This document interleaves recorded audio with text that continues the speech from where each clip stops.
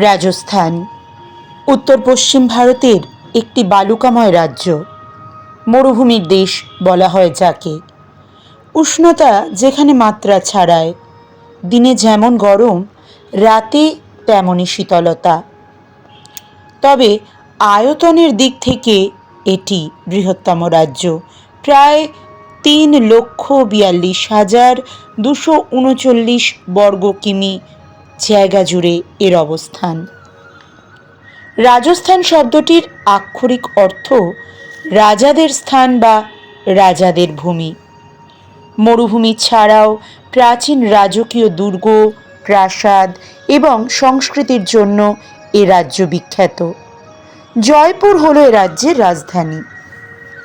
এখানকার অর্থনীতি মূলত পর্যটন, কৃষি ও খনিজ সম্পদের ওপর নির্ভরশীল, যা ঐতিহাসিকভাবে রাজপুতদের বীরত্বের গাথা বহন করে। জয়পুর ছাড়া উল্লেখযোগ্য কয়েকটি শহর হল উদয়পুর, কোটা, যোধপুর, জয়সলমীর, বিকানির, আজমের ইত্যাদি। তবে আজ আমি কথা বলবো রাজস্থানের শহরগুলি সম্পর্কে নয়, আজ কথা হবে রাজস্থানের গ্রাম সম্পর্কে। রাজস্থানের প্রান্তবর্তী এলাকা জুড়ে রয়েছে এই গ্রামগুলি, যেখানকার জীবনযাত্রা অত্যন্ত সরল। এখানকার মানুষ তাদের দৈনন্দিন জীবিকা এবং তাদের জীবনধারণ প্রক্রিয়া সত্যি অসাধারণ এবং অত্যন্ত সহজ সরল। প্রথমেই আমি দৃষ্টি আকর্ষণ করব এখানকার বাড়িগুলির নির্মাণ কৌশলের ওপর।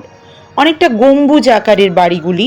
বাইরে থেকে দেখতে খুব ছোট মনে হলেও ভেতরে কিন্তু 8-10 জন অনায়াসে শুতে পারে। এখানে আমরা জানি জলের কষ্ট, সেই মতো কিন্তু এরা পানীয় জলকে ঠান্ডা রাখার অত্যন্ত অদ্ভুত কৌশল আবিষ্কার করেছে। এমনভাবে পদ্ধতিটি নির্মাণ করা হয়েছে যাতে তাদের জলটা ঠান্ডা থাকে। এই হলো তাদের বিখ্যাত খাবার বাটি চুরমা। এই যে গোল গোল অংশ, একেই বাটি বলা হয় এবং এর মধ্যেই কিন্তু সবজি ভরে তাকে ছাইয়ের মধ্যে, আঁচের মধ্যে ভালো করে পোক্ত করে সেঁকা হয় এবং তারপর পরিমাণ মতো ঘি দিয়ে এরা কিন্তু এটি খায় এবং এর সঙ্গে বাড়িতে যা সবজি যেদিন হয় সেটি এর সঙ্গে ব্যবহার করে। আর একটা জিনিস এদের খুব প্রিয় খাদ্য, সেটা হলো বাজরার রুটি। বাজরার রুটি তৈরি করে এরা সেটিকে ঘিয়ের সাহায্যে বেশ ভালো করে চুরমার মতো মেখে নিয়ে তার সঙ্গে গুড় এবং পরিমিত ঘি দিয়ে এরা সেটি সেবন করে। আর যেটা তারা শরীর ঠান্ডা রাখার জন্য করে সেটা হচ্ছে ঘোল।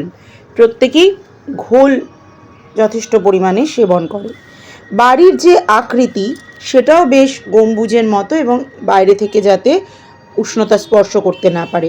আরেকটা তারা কৌশল আবিষ্কার করেছে, এই কাঁটা জাতীয় বাবলা গাছে তারা ঘর নির্মাণ করে, যেখানে বেশ শীতের সময়ও গরম থাকে এবং গরমের সময় বেশ ঠান্ডা থাকে।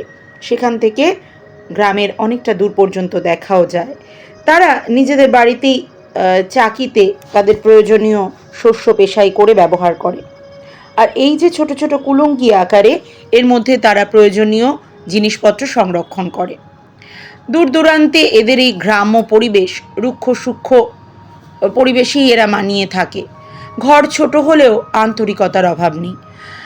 এরা যখন দূরে কোনো ব্যবসা বা কোনো গবাদি পশুর চারণের জন্য যায়, পথেই এরা বাজরার রুটি তৈরি করে এবং ঘি দিয়ে ভালো মতো এরা সেটা চুরমার মতো মেখে নিয়ে গুড় দিয়ে দিব্যি খেয়ে নেয়। যেরকম পরিস্থিতি এরা কিন্তু সেইভাবেই নিজেদের মানিয়ে নিয়েছে। আর এদের মধ্যে এতই আন্তরিকতা যে সত্যি দেখেও ভালো লাগে। দুজন বৃদ্ধ মানুষ, এদের কাছে বয়সটা কোনো ফ্যাক্টর নয়, দুজন বৃদ্ধ মানুষ পথেই তাদের যাতায়াতের পথেই খাবার তৈরি করছে এবং পথেই সেটি খেয়ে নিচ্ছে। যেরকম পরিস্থিতি সেই মতোই কিন্তু এরা নিজেদেরকে গড়ে তুলেছে। মানুষ ভগবানের অদ্ভুত সৃষ্টি। কোনো কিছুতেই মানুষ হার মানে না। পথের ধারে ধারে এরকম পানীয় জল তারা রেখে দেয় ক্লান্ত পথিকদের জন্য, এবং জল রাখার পাত্রটিও বিশেষভাবে নির্মাণ করা যাতে তা ঠান্ডা থাকে।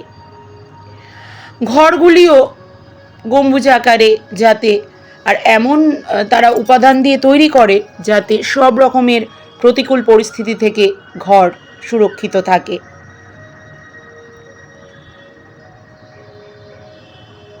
চারিদিকে ছড়িয়ে থাকা এই গম্বুজ আকারের ঘরগুলি গ্রামের একটা আলাদা সৌন্দর্য। এই রুক্ষ শুষ্ক জমিতেই তারা বছরের পর বছর জীবন কাটিয়ে চলেছে। ঘরের মধ্যে আসবাবপত্র রাখার সেই রকম জায়গা না থাকায় তারা ওই ছোট ছোট স্টোরেজগুলো তৈরি করেছে। জল আনতে যেতে হয় অনেক দূরে, কুয়োর অনেক নিচে জলের লেয়ার। এক একটি কুয়ো প্রায় 150-200 বছরের পুরনো। বাড়ির মহিলারা এমনকি পুরুষরাও দূর দূরান্ত থেকে জল বয়ে নিয়ে আসে। পানীয় জলের অত্যন্ত অভাব এখানে। পানীয় জল সংরক্ষণের জন্য এরা বিভিন্ন উপায় বার করেছে।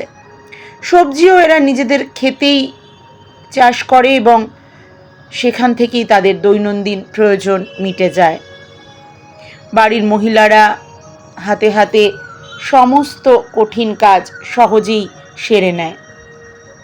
রাজস্থানী খাবার, তারা একটু স্পাইসি খাবার খায় প্রকৃতির সাথে তাল মিলিয়ে। ঘরের স্ত্রী পুরুষ সকলেই ঘরের এবং বাইরের কাজে হাত লাগায়। সহযোগিতায় তারা অনায়াসে কাজ করে নেয়।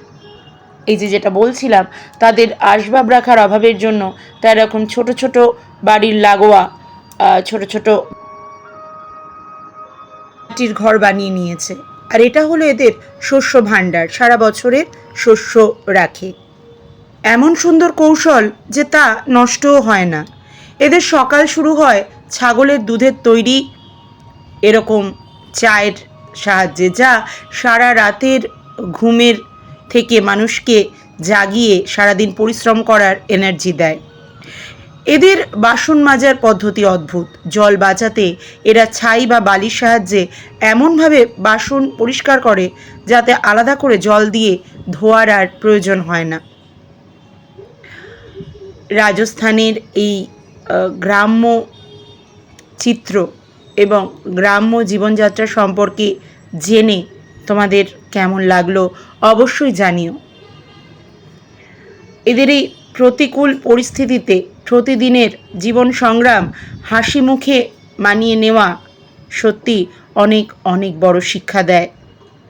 জীবন কখনোই থেমে থাকে না, যে কোনো পরিস্থিতিতে তা চলতেই থাকে।